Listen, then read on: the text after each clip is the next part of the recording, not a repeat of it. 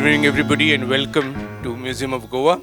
We have a very important speaker today, Vikram Chandra. He needs no introduction. Everybody of you have seen him on television.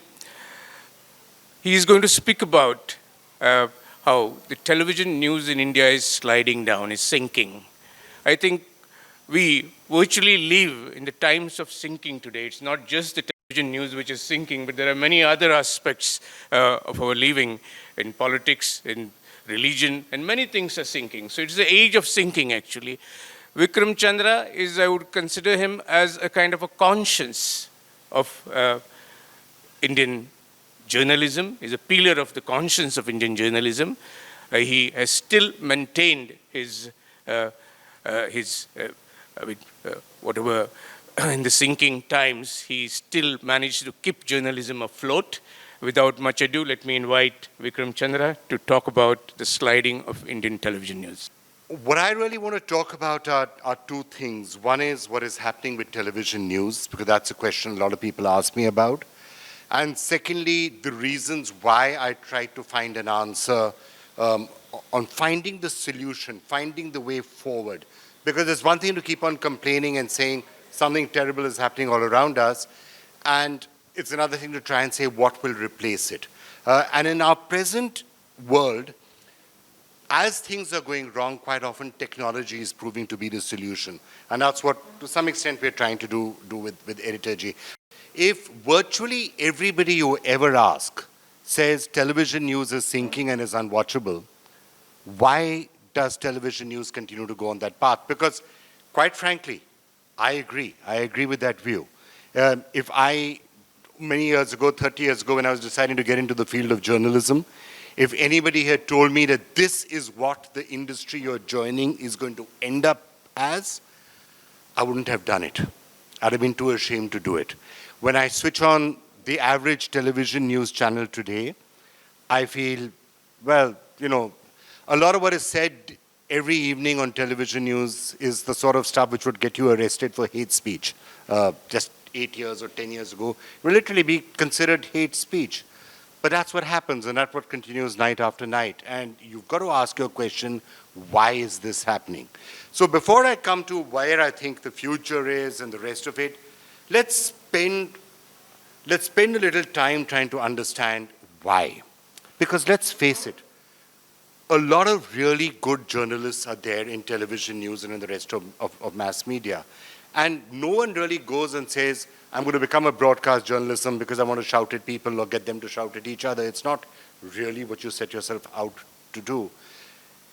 If it's happening, it's because there are structural problems with the way the media news business is working itself out.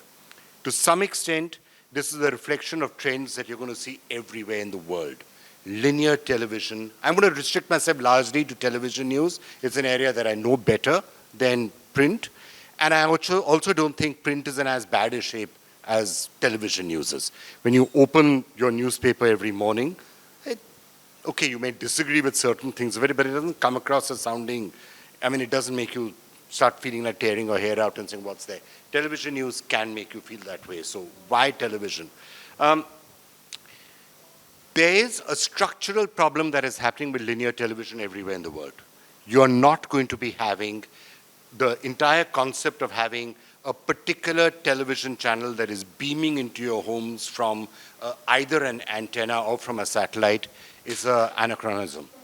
Television news today is virtually the same as it used to be 70 years ago, at the time of Walter Cronkite. The television news broadcasts are very similar to that. Why is it necessary in today's day and age when that's not the way you're watching any other type of video? If you're watching entertainment, if you're watching soaps, if you're watching movies, I dare say most of you are nowadays watching it on Netflix or Amazon Prime or something else, right? Where you're not dependent on appointment viewing. You're not really dependent on saying, I have to remember to switch on my serial at this time. It's now all moving to OTT. This is a trend that is happening everywhere. Even when it comes to areas which people used to say, no, live television is necessary for this. It used to be things like sports.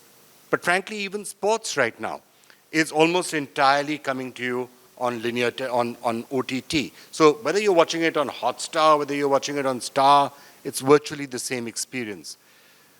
So therefore, when I have people telling me that, oh no, linear television is going to survive, I say, why?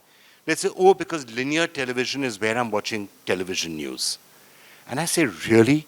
The hope for the entire linear television industry is television news, which is, as all of you have just said, virtually unwatchable.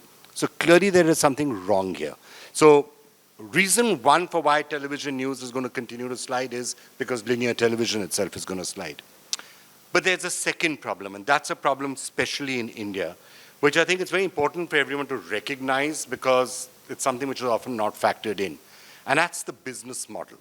Now, if you're abroad, if you're in the US, you're in Britain, you're some other place, what typically tends to happen is, if you're a good broadcaster, people will pay subscription revenue for you. If you're CNN or even Fox News, whoever you are, you will get someone paying you subscription money. That subscription money comes to the television news broadcaster who uses it to pay their bills. Everyone's happy. Well, mostly everyone's happy. In India, television news channels do not get subscription money. You pay your cable operator, that money doesn't go to television news broadcasters. The cable operators keep virtually all of it. As a result, all the revenue for television news channels comes from advertising. And advertising comes from those wonderful three letters called TRP, right? So TRPs is where you get advertising. TRPs are driven by 50,000 boxes in a country of 1.4 billion people. 50,000 boxes is what determines what the TRPs are coming from. And by now, it is a scientifically proven fact that TRPs in India will come from tabloid content or sensational content or people fighting with each other. That's where you will get TRPs. If you do a intelligent sort of a program or something on FDI or problems of plastic waste or art or something like that, you'll get zero TRPs. But if you can get two people into the studio and you can get them to shout at each other, there will be TRPs. If the anchor, you get a tantric inside the studio and you get that tantric to shout at somebody, even more TRPs. If you get an anchor to shout at somebody, even more TRPs. I guess if the anchor's a tantric, that's the best of it all, which may happen, who knows. But that's where the TRPs come from. And that's the reason why that. And by the way, for the television news channels, it's also cheaper. It's a much easier, cheaper thing to do, to get four people to come and shout at each other in a studio, rather than spending expensive time and money sending camera people all around the world trying to film stories. So the long and the short of it is that I wish I had good news to say television news is miraculously going to turn around and it's going to become wonderful and a source of information. I don't think it's going to happen. But the good news is that I don't think it has to happen. Because as I said, that's in any case the technology of the past. So I quit television news in 2016. I left NDTV in 2016 and spent a reasonable amount of time trying to figure out what is going to replace it. There's a certain path which I'm happy to talk to you about right now, which is the path that I think the industry is going to move towards. It's a possible solution. But there are other solutions that will be out there, and hopefully a few years from now, everything will be great. The real question that struck me when I left television is, if the first is a given, television news is broken, sensationalism, and in linear television you have no choice. There's no personalization. You can't personalize your television news channel, right? There's no way of physically doing that. You have to watch whatever garbage, you have to watch whatever great content is being pushed out to you at that particular time. The real question for me was, why is digital video news not working? Because if you look at digital news, text news, a lot of people get it very effectively and very efficiently on various devices, on mobiles, you go to websites, you get apps, and you're able to get digital news, you're able to get news on digital formats without too much problem. You're able to get digital video on OTT without too much problem. There are examples I gave you, Amazon Prime, Netflix, everything. It works just fine. There's no problem. But put those three words together, digital video news, and it doesn't work. Nowhere is it really working. So I spent some time, I met the YouTube folks and others like that and said, what's the problem? And they said, well, we don't know, it just doesn't work. We keep hoping that there'll be more news and other content on YouTube. It doesn't work. And then it came to us when we sat and did some thinking about it. The reason it doesn't work is because what you want to be informed, if you want news or information, you want 20, 30 pieces of information to feel, okay, I know what's happening in the world. Some headlines, some sports, some lifestyle, some technology news, some business news, some what's happening internationally. You want 20, 30 pieces of information. How do you get that on digital formats? The answer from YouTube and many of the other people was, people will come and they will open YouTube and they will type the story they want and we'll show them the story. Now, to my mind, that was a profoundly unsatisfactory answer. Because who's going to do it? Like, who's going to really sit? You may have heard of a story. You just heard me saying, unfortunately, Cyrus Mistry just passed away in a road accident. Now, story, you may Google it, you may search it, and that story may come up. But you're not going to do that 30 times in a day, not for video news. So video news, therefore, does not have an answer. Video news today is being delivered to all of you through social media. People send you WhatsApps, people send you Facebook videos, and that is what you think is informing you, but not really, because a lot of that is fake news, a lot of that is opinionated news. Even if it's not fake, most of the news that is coming to you is colored with somebody's opinion. It's a view, it's not the news. So it's not the answer. So yeah, that's what I was just talking about, why linear television fundamentally isn't happening. Which then led us to another, I'm going to sort of go upwards a little bit from what I'm saying about the music industry. Where we at Heritage felt that the answer is going to come from is from the music industry. And I still believe the answer in video news and information will come from the music industry. And that's because if you really think about it, it's not that dissimilar. Music is little clips, 2 minutes, 3 minutes, right? That's the way music is. Again, you have the same issues. How am I going to hear? I don't want to hear it for just 2-3 minutes. I want to keep hearing it for a while. In music, you used to traditionally have radio, right? And that's like television news. TV news is like radio. You switch on a channel, you can listen to it. If you don't like what you're listening to, it's not personalized. You're listening to something that someone is giving you. You don't like it, you have to switch the channel. So television news is like radio. Today, digital video news and information is like cassettes and CDs. You can find the song you want, you can find the news story that you want, but frankly, it's a pain to do it. It's a real effort. You've got to go looking for it. Form factor is not there. Who's going to really be getting cassettes and CDs and fast forwarding it and finding the right thing? So neither of them works. Now in music, the problem's been solved, right? Because what you do is, everyone must be listening to Apple Music or Spotify or various things like that, where essentially two things are happening. You are getting, either you are listening to a curated playlist that some person has put together, 70s music, bhangra, rap, something like that. So it's somebody has put together a playlist of music that fits what you are feeling like listening to at that point. Or an AI algorithm is saying, this is the sort of music you like, we're going to make you hear more like that. We're going to play music for you. Release radar. That's where concepts like that come from. So that at a core is what we have put together. If you were to ever look at what we spent 2 to 3 years building, is a very simple system where if you get the Heritage app, and you click on it, you open it, then there will be an AI playlist that will give you news, which is to keep you informed. 20, 30 stories selected for you. And those stories are selected partly stories that you should see, that we think are important for you to see to be informed, and some are based on preferences. I want to come back to, because just as bad as television news is, algorithms and AI running amok could be even worse. Even worse. So therefore, just pause that thought for a minute, and I'm going to come back to it, why that algorithm has to be very carefully treated. So we've got AI, which is selecting news for you, and below that, a curated playlist. You're in the mood for technology, fine, here. You want lifestyle, here. Art, here.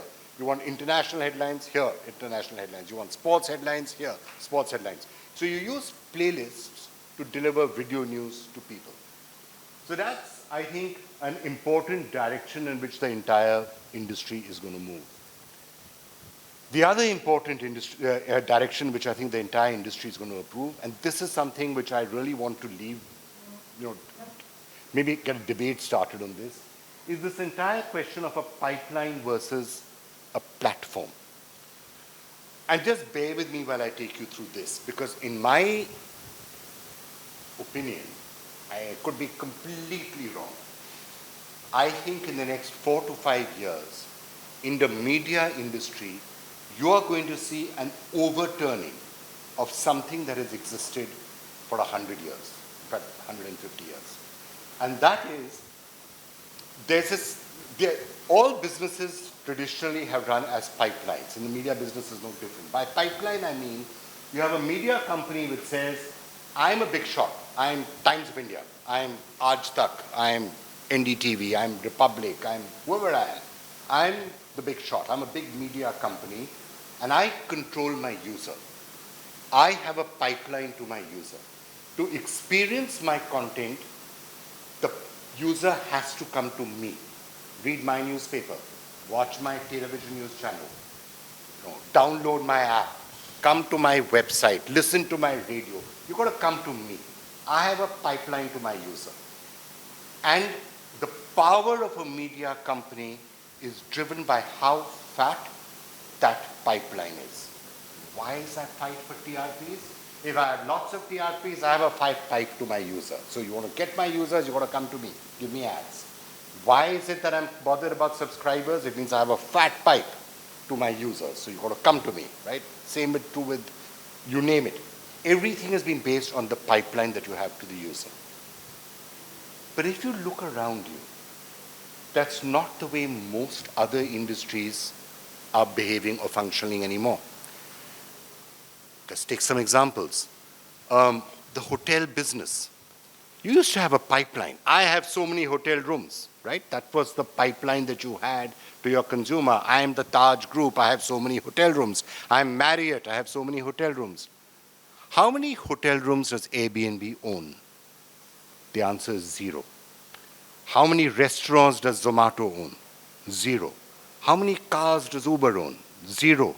How many stores, how many physical stores does Amazon own? Well, a few, but not that many, right? In every industry around the world, platforms are coming and are smashing pipelines.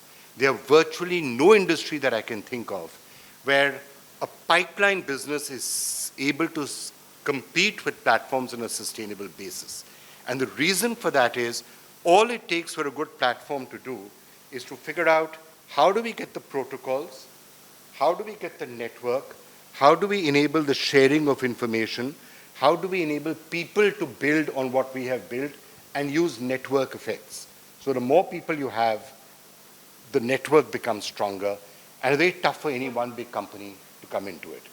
So really the most radical thing that I think we have been speaking about for the last 2 to 3 years, and frankly, most places in the last 2 to 3 years where I've been seeing this sort of stuff, the reaction, at least before the pandemic, I mean, I launched Heritage in 2017, 2018, the reaction till the pandemic came from most people when I used to say exactly the same sort of a thing was to say, man's gone mad. Like, this is completely crazy, this is insane, this is just stupidity, this is never going to happen. Not in the media business. But somehow, interesting, post the pandemic, now no one is saying we are crazy anymore.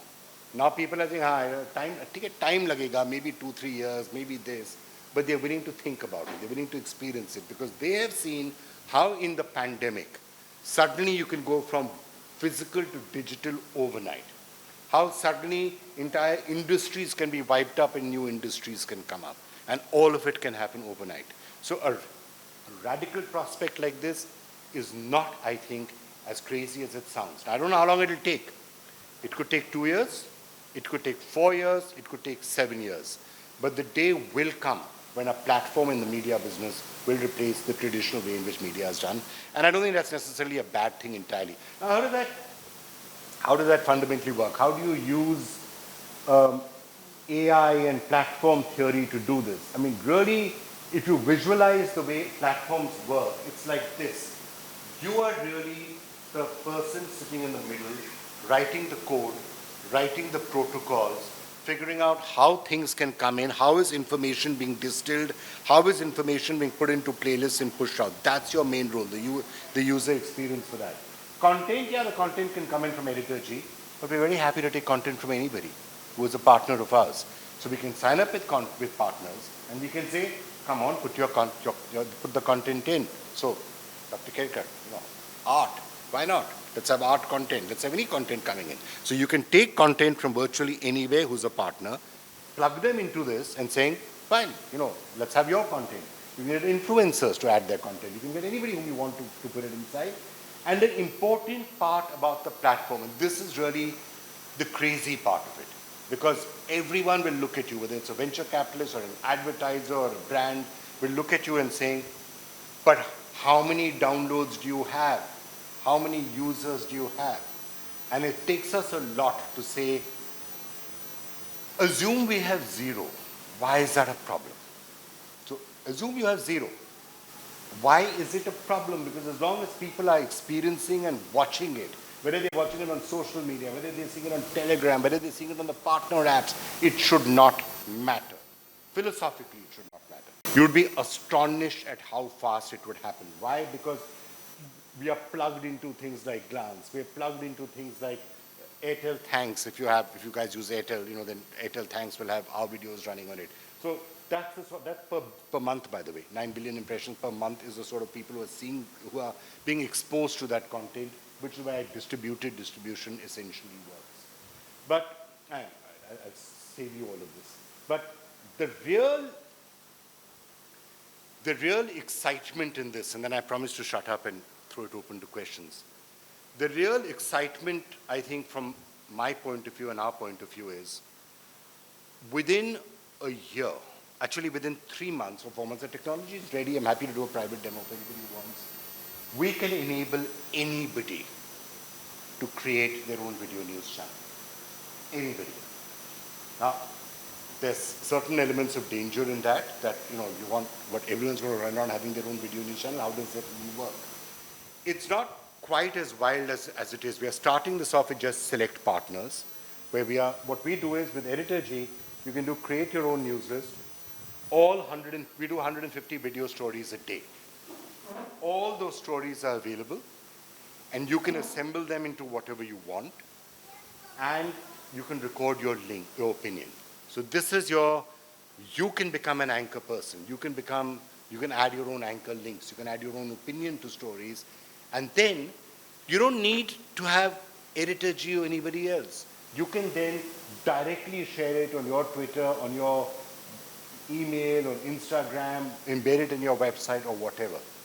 So this is again a very nascent idea, but this is where Web 3.0 or, Web 3.0, which is the buzzword these days, is largely a scam right now because people associate it with cryptocurrency. But there are aspects of peer-to-peer networks which are not a scam. And the ability for people to, for example, supposing you had a group, call it the Museum of Goa group, people whom you know, and they trust you to have information. What are we in the business of doing? Creating those little video stories that I mentioned. Let's say we're doing 150 of them. For us, we are in the business of creating Lego blocks. So each of those 150 is pieces of information. Now we can use AI to assemble them into a newscast for you. But why do you need us to assemble it? There are 150 stories. Let's have Dr. Kerkar. He knows what everybody wants, right? Or people will like. You assemble those building blocks into a newscast that you think people will like in Goa. Right? Assemble it. So you say, here are pieces of information which are relevant. Each of those information is non-opinionated, so you can assemble it if you want to. Add your anchor links, add your opinion, and share it. That, I think, is the way things will start to move. Why those building blocks are important is because Today, as I started by saying, all of information is fundamentally coming to you from sources that have their opinion laden on them. So it's not flat pieces of information. And there's a danger in that. What we are trying to do is saying, this is what has happened. Now, is it good or is it bad? That decision we leave to you. Or if you're sharing it or you're building the playlist, we'll allow the people who's doing that to do it. But the basic information is just flat, this is what has happened. We allow people to make up their own minds. That is one major philosophical decision that we have taken, that the news stories themselves should be flat. The other very major important philosophical thing that I want to leave everyone here with is what I started by saying, should you show people news content that they have said they would like to see, their preferences in other words? And I know Seema and I have debated this or argued this at the time when we were setting up Editorgy many, many years ago. There's a particular view, and both, there's nothing right or wrong with any view. One is to say, if people have set certain preferences, show them the news that they have said they would like to see. So if they've said, we don't want to see politics, why are you showing them politics? If they don't want to see international, don't show them international. And there's nothing wrong with that argument. That's absolutely a correct argument to take. The line that we have taken has been slightly different, which is to say, we're in the business of informing people. So even if a person has said, I'm not interested in business, if it's a really big business story, you should show it to that person, because if you're the medium by which people are being informed, you don't want them to be locked up into ideological echo chambers, because that's the danger. All of this is an exciting world. Yes, AI is going to play a powerful role in this, and platform theory will come and lots of stuff will happen. But AI, at the end of the day, is just a tool. And that tool can run amok. I'm sure all of you have seen The Social Dilemma, that serial. If you haven't seen the documentary, you should see it because it's true. Facebook, Instagram, all of these algorithms keep showing you stuff which is designed to drive clicks, which is designed by, okay, I will show this to this person and that person will click upon it, right? What that means is, if you have right-wing views, you will be shown right-wing stories. And you keep on being shown right-wing stories because you're likely to click on them. You'll never be shown a left-wing story. If you're interested in X, right, you will keep on getting stories about X to such an extent that you almost forget the rest of the world exists. And that's the reason why, fundamentally, according to me, the world is becoming such a divided place. Why people are not being able to agree with each other. It's not just in India. I mean, India, of course, there are divisions, but those divisions aren't only in India. Those divisions are everywhere in the world. Look at what's happening in the US. I mean, in the US, 2 years later, you can't get two people to agree on whether there was an election and whether that election was a fair election and somebody win the election. And who won the election? No one can agree on that, right? So the most basic of things people can't agree on. And why is it? It's not some miracle that is happening. It's happening because people on this side of the divide are being shown stories that feed their belief. People on this side of the divide are being fed stories that feed their belief. And you can't agree. Nobody can agree on what reality is. And that is going to get worse and worse and worse the more you leave things just to algorithms. So yes, we are using AI and we are using algorithms to try and reshape the landscape. But I think we're very cognizant of what the problem is. It was very easy for us to have built an algorithm right at the beginning, which would have only shown people what our data is saying they will click on.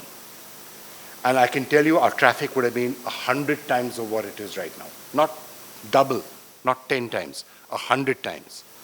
We chose not to do it. Having built that algorithm, we broke it and we came up with some new hybrid system where human editorial processes will work together with what the AI is telling us we should do.